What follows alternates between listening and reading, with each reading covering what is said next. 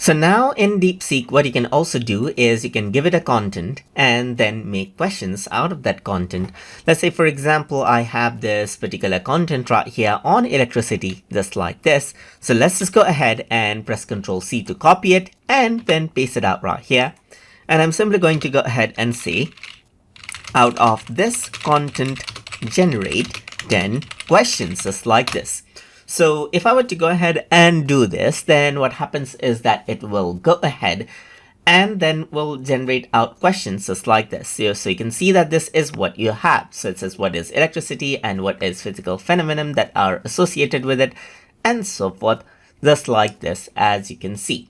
So apart from this, what you can also do is, let's say, for example, say generate 10 quiz questions with 4 options for these. So if I were to go ahead and do this, then what happens is that it'll go ahead and generate out the 10 questions just like this.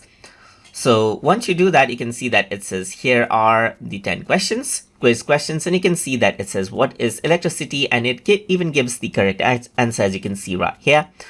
Like which unified theory describes the relationship, and then so forth, which is not a common phenomenon related to electricity, and so forth. So it generated 10 questions accordingly, as you can see, based on the content that I provided right here. So that is how you can go ahead and then generate out questions as you like based on the content that you give to DeepSeek. So I hope you guys learned something as always. And as always, please like, comment, share, and subscribe.